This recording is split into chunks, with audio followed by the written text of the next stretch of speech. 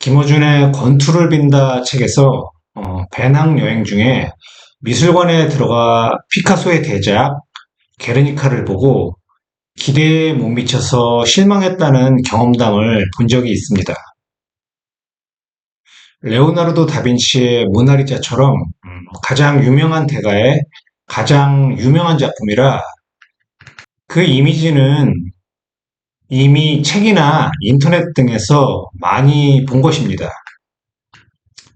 하지만 조그만 책자의 인쇄물이나 모니터에서 보는 것과는 다른 대작 원본의 감동이 분명히 있을 것이라고 기대를 했던 것 같습니다.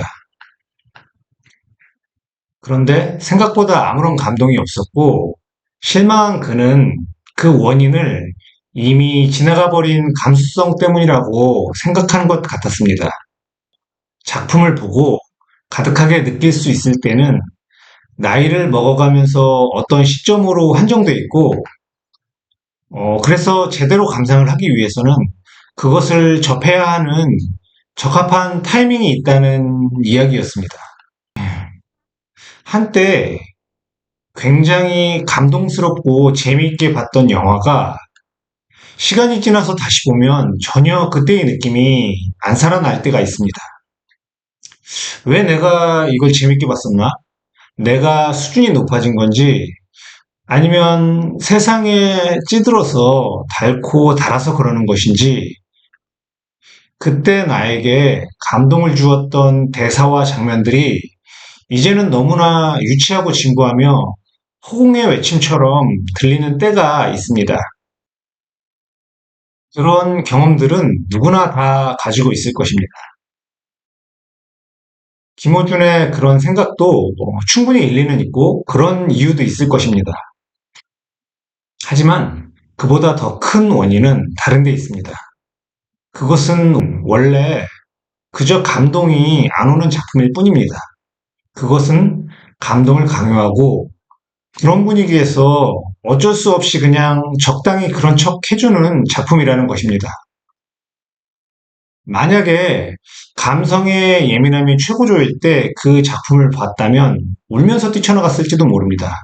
더 열받았어요. 피카소의 작품은 원래 감동이라는 기준으로 감상하는 작품이 아닙니다. 그것은 전통적인 감상 방식과 감동의 기대를 가지고 접근하는 것이 아닙니다. 현대미술이라는 것은 새로운 시각을 가지고 새로운 표현 방식을 개척해내는 것이며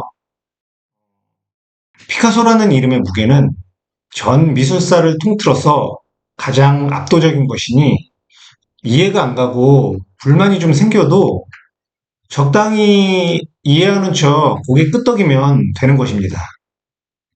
혹시라도 극장의 우상에 반대하고 아니, 솔직히 이게 뭐 하는 짓이냐고 장난치는 거 아니냐고 했다가는 개망신당하고 미술도 모르는 무식하고 교양 없는 사람이 될 것이니 그냥 적당히 고개 끄덕거리는 액션 정도 취해주면 무난합니다.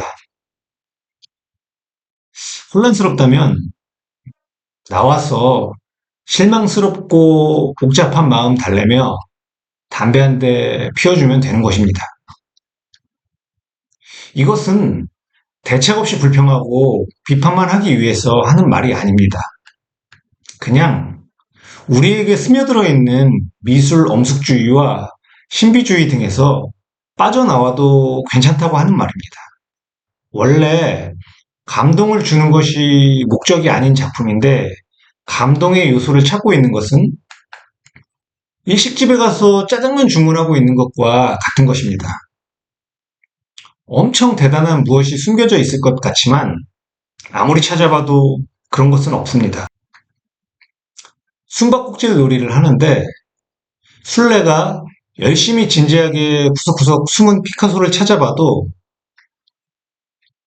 피카소는 이미 한참 전에 엄마가 밥 먹으라고 불러서 집에 들어갔을 뿐입니다.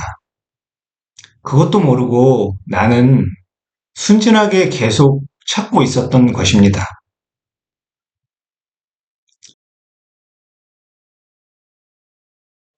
세상에는 무언가 대단한 것이 있을 것처럼 포장되어 있지만 알고 보면 별거 없는 경우들이 굉장히 많습니다. 반대로 별거 없을 것 같은데 무언가가 있는 반전의 경우도 있지만 전자의 경우가 더 많은 것 같습니다. 예전에 한 라디오 방송에서 공부를 꽤 많이 한 지식인이었는데도 불구하고 자신은 미술에 대해서는 문외한이라며 자신 없어하고 겸손하게 미술품 감상 경험담을 말하는 것을 들은 적이 있습니다. 이런 경우는 아주 흔하게 볼 수 있습니다. 그럴 필요 없는데 말입니다. 그만큼 미술은 많은 사람들에게 막연한 경외감과 권위 부여의 대상입니다. 아무튼 얘기인즉슨 대략 400억 정도인가 하는 국보급 미술품을 봤는데 이런 대작을 봤는데도 자신의 교양과 안목이 얕아서인지 뭐가 좋은 것인지 모르겠더라는 것이었습니다.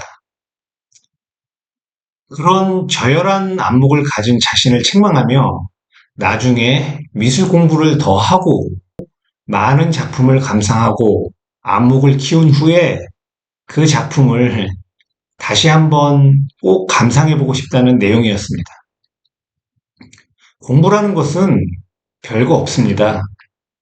그 작품이 왜 위대한 작품인지 현학적 단어들로 작품의 펌프질하는 비문 표현을 반복해서 읽으며 당연히 이해가 갈 수 없으니 표현 자체를 그냥 외워버리는 것입니다. 미술 감상을 보물찾기 놀이에 비유하자면 보물찾기 쪽지가 원래부터 없는데 매우 최선을 다해서 찾고 있는 것입니다. 답이 있을 리 만무한 문제를 받고 정답을 도출하기 위해 영혼을 바치고 있는 것입니다. 눈치가 빠른 사람들은 이 게임은 그냥 이렇게 하는 것이구나. 그냥 문제를 막 던지는 재미로 그 맛에 하는 것임을 이해하고 이것은 그냥 막 던진 문제이니 답을 찾아봐야 별 소용이 없겠구나 하고 파악하는 것입니다. 어떤 진지한 사람들은 그럼 사기잖아 하고 생각할 수도 있지만 속여서 이익을 취하려는 것이 아닙니다. 게임의 룰을 오픈하고 서로 인지한 상태에서 지적인 유의로서 그것을 하고 그것의 가치를 인정하고 향유하는 사람들이 있습니다. 받아들이고 행하는 방식은 실로 다양합니다. 문제는 그 게임의 룰을 잘 모르고 진지한 답변을 찾는 사람들이 많다는 것입니다. 더 큰 문제는 그런 진지하고 기대에 찬 얼굴들과 질문들에 차마 찬물을 끼얹을 수가 없어서 기대에 부응하는 답변을 더 이해하기 힘들게 만들어서 제시한다는 것입니다. 오늘은 여기까지 하겠습니다. 그럼 이만.